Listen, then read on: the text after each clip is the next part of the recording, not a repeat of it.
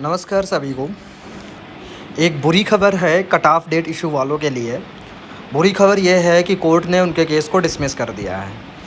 क्या ग्राउंड है जिस पे डिसमिस किया गया, ज़रा हम देखते हैं इस डिसीज़न में। ये in the high court of Delhi at New Delhi, जो सेम केस था कट ऑफ डेट वालों का, नीलेश तिवारी जिसमें पटिशनर हैं। तो ये देख सकते हो, ऊपर सपना मीना एंड अदर्स और नीचे नीलेश तिवारी एंड अदर्स। तो इसमें ज़रा हम देखते हैं क्या डिसीज़न आया है। सबसे पहले आप लोगों को यही दिखा दें कि जो लाइन है डिसमिस वाली 21, इसमें लिखा है 21 लाइन आप लोग पढ़ सकते हैं। In that view of the matter this court is of the considered opinion that there is no merit in the application and the same are dismissed.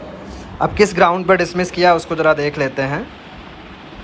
जैसे इसको अगर हम पूरा पढ़ेंगे तो जैसे सबसे पहले ये दिया है, present application filed on behalf of the applicant petitioner under section 151 code of civil procedure 1908 seek direction to the respondent number 2 to reserve the post for the petitioner in case the petitioners are not provided the joining letters. ठीक है, तो इसमें ये बोला गया जो applicant हैं, जो पिटिशनर हैं जिन्होंने ये केस फाइल किया था, तो उन्होंने रिक्वेस्ट करी है कि अगर उनको ज्वाइनिंग लेटर नहीं दिया जाता तो उनकी सीट को रिज़र्व करके रखा जाए जब तक फाइनल डिसीजन नहीं आता है। दूसरा है, the petitioner claim that they have received provisional appointment letter from the respondent and have an apprehension that at the stage of verification of document they would be simply ousted on the ground that the cut off date of eligibility condition that 31/7/2023 as per the advertisement notification would be applied against them and the provisional appointment letter would be revoked. जैसे इसमें यह दिया गया है कि उनको already provisional appointment letter मिल चुके हैं, लेकिन वेरिफिकेशन ऑफ डॉक्यूमेंट में उनसे ये कहा गया कि एलिजिबिलिटी क्राइटेरिया जो है वो 31/7/2023 है, तो इसलिए उनके प्रोविजनल अपॉइंटमेंट लेटर को कैंसिल किया जाता है। तो ये पॉइंट इसमें लिखा गया है, इन्होंने बोला है कि वो प्रोविजनल अपॉइंटमेंट लेटर पहले ही मिल चुका है, तो ऐसा ना किया जाए। तीसरा पॉइंट है, Mister Singhvi learn senior counsel appearing for the petitioner submit that in so far as the present petition is concern according to the notification of the respondent number 2 any STS in the column other instructions as per clause F the cutoff date for determining various eligibility criteria education qualification age would be 31/7/2023। इसमें ये बोला गया कि इन लोगों ने मतलब जो council है सीनियर काउंसिल, तो एलिजिबिलिटी क्राइटेरिया इन्होंने 31/7/2023 रखी थी। He submitted according to the set clause the applicant were to satisfy themselves about their eligibility as on the set date. Learn senior council submits that the next on its on had extended the last date of our submission of form subsequently to 19/10/2023। इसमें यही बोला गया कि उन्होंने जो education qualification as वगैरह के लिए 31/7/2023 रखी थी, बाद में उसको 19/10/2023 बढ़ा दिया था। फिर learn senior counsel fairly admits that the petitioner had submitted their forms only after the original date of notification but before 19/10/2023। The last date of submission of the forms according to the extension given by the NESTS itself, he submits that the petitioner had obtained their essential qualification stipulated in the NESTS only after 31/7/2023 in some cases and 18/2023 in other cases, but well before the extended last date of submission 19/10/2023। मतलब इसमें ये कह रहे हैं कि जो form apply किया गया था वो जब डेट बढ़ी थी उससे पहले, मतलब जो डेट बढ़ाई गई थी तब किया गया था, यानी लास्ट डेट जो फॉर्म भरने की थी तब इन्होंने किया था। तो यानी कि ये फुलफ़िल करते हैं जो एलिजिबिलिटी क्राइटेरिया ये कहना चाहते हैं। He submit that after having submitted the application doubt arose as to whether the petitioner would be consider eligible और not. Pursuant there to an email dated 29/2023 was sent to the respondent placing a query as to whether their form which have been submitted before the extended date.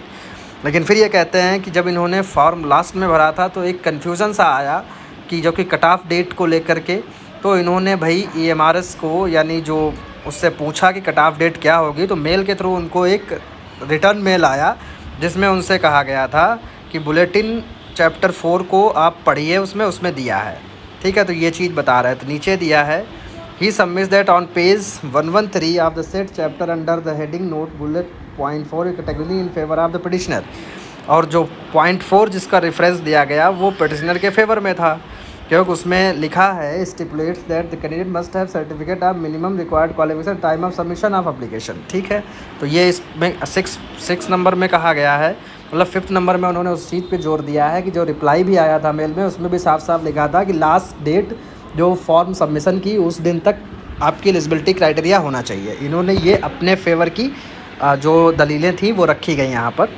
फिर उसके बाद 6 point है, emphasizing on the said note learn senior council vehemently submits that this clause, if read in conjunction with the reply given by the respondent on 30/10/2023, would mean that all those candidates who are eligible as on 19/10/2023 would be considered eligible candidate। मतलब उसी चीज़ को ground बनाकर, chapter 4 को ground बनाकर ये कह रहे हैं कि वो लोग एलिजिबल हैं। 7th पॉइंट है आपका, learned counsel submit that the law in this regard is clear. He refers to judgment of honourable supreme court in Rakesh Kumar Sharma versus state in this NCT of Delhi and others कि according to which the last date of submission would be the essential date to be taken into consideration such circumstances. तो उन्होंने कहा है 7th point में कि एक और decision ऐसा ही आया था सुप्रीम कोर्ट का, जो राकेश कुमार शर्मा वर्सेस स्टेट मतलब जो NCT दिल्ली था, जिसमें लास्ट डेट जो थी फॉर्म फिल करने की उसको एलिजिबिलिटी क्राइटेरिया माना गया था। 8वें पॉइंट में कह रहे हैं, on that basis learn senior council submit that in case this said bullet point 4 is read in such manner the petitioner apprehension regarding rejection has to be allayed and equivalent number of vacancies should be reserved for the petitioner during the pendency of the presented petition। 8वें में वही पहले वाला point ये दोहराते हैं कि तब तक के लिए इनके सीट्स को रिजर्व किया जाए। 9th पैराग्राफ क्या कहता है, पर contra mister Amarth learned counsel for respondent number 2 submits that the said bulletin is very clear in its stipulation in clause F at page 102 which has categorically stipulated cut-off date at 31/7/2023 for the purpose of determination of eligibility criteria, both education qualifications, element and others. He submitted the bullet point 4 at page 113 under chapter 4 which is eligibility criteria and qualification has to be read harmoniously with the cut-off date। अब ये इन्होंने क्या दिया है, मतलब EMRS का जो वकील है उसने क्या बोला है कि उसने ये बोला है कि भाई जो चैप्टर नंबर 4 में दिया है उसको कट ऑफ डेट की लाइन के साथ पढ़ा जाए मिला करके। इसमें ये लिखा है कि at page 102 which has categorically stipulated cut off date at 31/7/2023 for the purpose of determination of eligibility criteria both educational qualification age limit and others. He submits that the bullet point 4 at the page 113 under chapter 4 which is eligibility criteria and qualification has to be read harmoniously with the cut off date. मतलब केवल उसी line को मत पढ़िए, उस line को उससे connect करके पढ़िए जो कट ऑफ डेट हमने दी थी। In other words learn counsel seeks to submit that the candidate having minimum required qualification at time of submission of application would have to be read as qualification eligibility criteria 31/7/2023। तो ये कह रहे हैं कि जिसने फॉर्म अप्लाई किया उसको ये साथ में पढ़ना चाहिए था कि कट ऑफ डेट उसमें मेंशन है 31/7/2023, उस दिन तक आपकी एलिजिबिलिटी क्राइटेरिया पूरी होनी चाहिए। फिर पॉइंट नंबर 10 क्या कहता है, that a part learn council refers to the email dated 29/2023 issued by one of the petitioner whereby he emphasizes that petitioner short extension of the cutoff date for eligibility criteria and not the cutoff date of the submission of the applications। That a part is submit that the reply of respondent number 2 dated 31/2023 has been misread and misquoted before this court। तो ये कहते हैं कि जो मतलब reply आया था उसको इन्होंने गलत तरीके से पढ़ा। According to Learn Council, the reply which has given merely refers to the bullet point 1 and 4 in chapter 4 in the bulletin only. To submit that it was incumbent upon the candidate to satisfy themselves of their own eligibility criteria before filling the form. He submitted bullet point 4 to be read in consonance with the aforesaid। वही बात repeat कर रहे हैं कि उसको आप जो ऊपर कहा गया है उससे कनेक्ट करके पढ़िए, मतलब दोनों लाइन को जोड़ के पढ़िए जिसमें एलिजिबिलिटी क्राइटेरिया को दिया गया था, क्योंकि जब फॉर्म निकला था तब उन्होंने डिसाइड कर दिया था लास्ट डेट ये है, तो लास्ट डेट के अकॉर्डिंग कट ऑफ डेट इन्होंने करी थी, बाद में बढ़ा दिया था लेकिन कट ऑफ डेट वही थी, तो उसको एक साथ पढ़ा जाए ऐसा ये बोलते हैं। 11 पॉइंट है, this court has heard Mister Singhvi learn senior counsel as also Mister Amar learn counsel for the respondent number 2। फिर ये कह रहा है कि हमने सबकी दलीलें सुनी दोनों पक्षों की। The issue in respect of the cutoff dates in particular notification is no more res integra. There are being two lines of consideration. One line of interpretation is that where the notification itself does not stipulate any cutoff date for the purpose of determination of eligibility, and the other where in the notification cutoff date for determination of eligibility is prescribed। अब 12 point बिल्कुल clear है। 12 point में ये कह रहे हैं कि दो चीज़ें निकलती हैं, दो पॉइंट निकलते हैं, और 2 लाइंस मतलब क्या है कि डिसीजन इस चीज़ पे होना चाहिए कि क्या जो फॉर्म निकाला गया उसमें cut off date clearly mention है, और एक कंडीशन बनती जिसमें cut off date clearly mention नहीं है। तो इसमें इन्होंने कहा मतलब एक नोटिफिकेशन निकलता है जिसमें cut off date for determination of eligibility prescribed, और एक निकलता है itself does not stipulate any cutoff date for the purpose of determination of eligibility। तो दो फैक्ट ये कह रहे हैं, एक फैक्ट वो होता है जो फॉर्म निकलता है जिसमें कट ऑफ डेट नहीं दी होती है, एक होता है जिसमें दी होती है। तो 12 पॉइंट ये कह रहा है, 12 पॉइंट में ये बात कही गई। 13 में क्या है, in the first line of interpretation it is settled law that every extension of the said last date of submission of such application would also contain within itself the extension of the eligibility criteria to there being no cut off date for such purpose। कह रहे हैं in the first line, अगर पहली line पढ़ी जाए जिसमें cut off date नहीं दी होती है, तो उसमें अगर एलिजिबल मतलब डेट बढ़ाई जाती है तो फिर फॉर्म भरने की लास्ट डेट ही कट ऑफ डेट मानी जाती है जिसमें कट ऑफ डेट नहीं दी है। मतलब इन्होंने सीधे सीधे कहा है, in the first line of interpretation it is settled law that every extension of the said last date of submission of such application would also contain within itself the extension of the eligibility criteria to there being no cut-off date for such purpose। ठीक है। The second line of interpretation is in those cases where the cut-off date is made available। दूसरी line है जहाँ पर cut-off date दी होती है in the notification of the rules and regulation of the department and then subsequent extension of date of submission of application form would not automatically extend cut off date for the purpose of eligibility criteria. तो उन्होंने कहा अगर दूसरा case है जिसमें cut off date clearly mention है तो वहाँ पर अगर डेट बढ़ाई जाती फॉर्म फिल करने की तो इसका मतलब बिल्कुल नहीं होता कि कट ऑफ डेट भी बढ़ाई गई है। ठीक है। फिर ये नेक्स्ट पॉइंट है 14, in the present case it appear to this court prima facie that the case fall within the second line of interpretation. तो कहते हैं यहाँ पर जो ये केस है तो ये सेकेंड लाइन ऑफ इंटरप्रिटेशन की कैटेगरी में आता है क्योंकि cut off date already mentioned थी। The reason are not far to see. फिर ये कह रहे हैं 15 पॉइंट है, it is not disputed by the applicants petitioner that there was in fact cut off date prescribed for determination of eligibility criteria specified in the bulletin itself. उन्होंने कहा साफ साफ बुलेटिन में लास्ट डेट लिखी थी।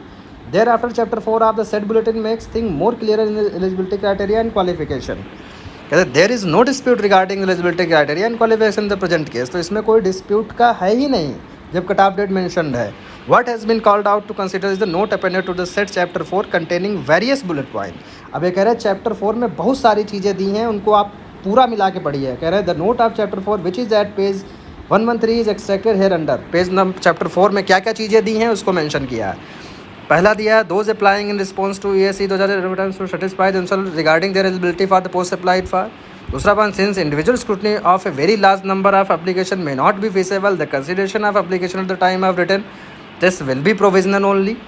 फिर कहते हैं verification of document shall be carried out by NESTS before appointment. फिर कहते हैं the candidate must have certificate of minimum record qualification at the time of submission of application. फिर कहते हैं at any stage of recruitment process including after recruitment और joining if any of the following is detected the said applicant will be liable to be removed, disqualified, prosecuted and debarred for all appointment in MRS, NESTC and his application appointment will be rejected forthwith if the applicant नीचे दिया है has provided wrong information or submitted false document। ये important point है जो black में लिखा है।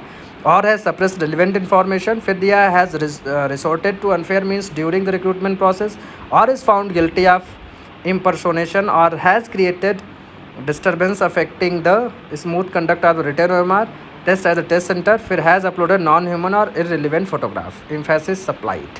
ठीक है, जो अंडरलाइन किया उस पर इम्फेसिस दिया गया। फिर कहते हैं 17 पॉइंट कह रहा है reading the entire thing together, मतलब पूरी अगर सबको साथ में पढ़ा जाए। It is apparent that bullet point 4 has made it apparent to the candidate that they are suppose to have certificate of minimum qualification at the time of submission of the application. Though at the first blush the simple reading of set bullet point 4 would appear to be tilting towards the interpretation sought to be given by the petitioner। वो कह रहे हैं अगर इसको ऐसे ही पढ़ा जाए, कहते हैं फर्स्ट ब्लश मतलब ऐसे ही पढ़ा जाए तो यही लगता है कि केस पूरी तरीके से पिटिशनर की तरफ झुका हुआ है।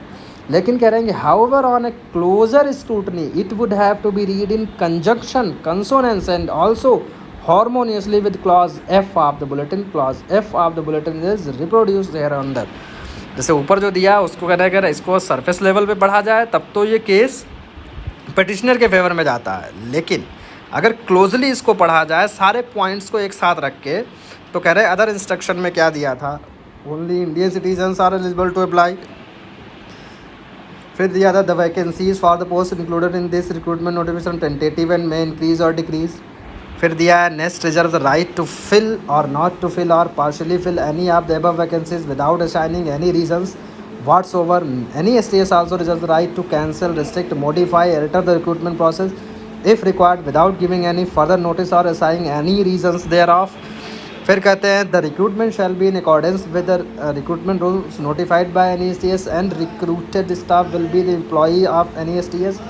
Qualification required by the candidate should be strictly in accordance with the notified prescribed qualification. Only the necessary certificate should be produced at the time of interview, document verification, selection.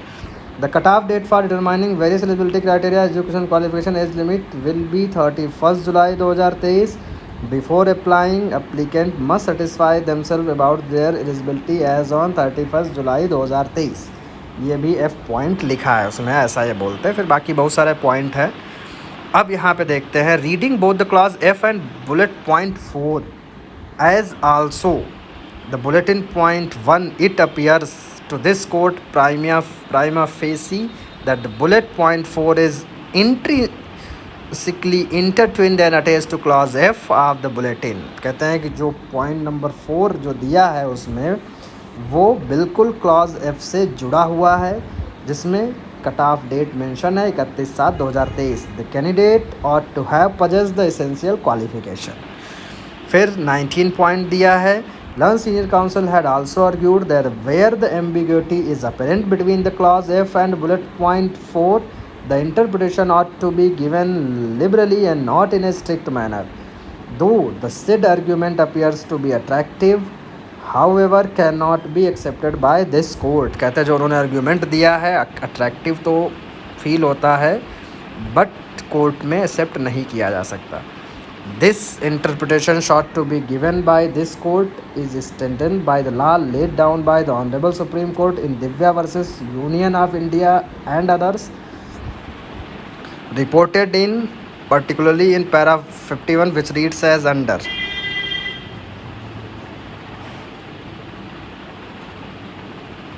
फिर है जैसे ये इन्होंने दिया है कि इट इज़ एक Divya versus union of India and others का एक केस था. It is also very well settled that if there are relevant rules which prescribe the date on which the eligibility should be possessed, those rules will prevail.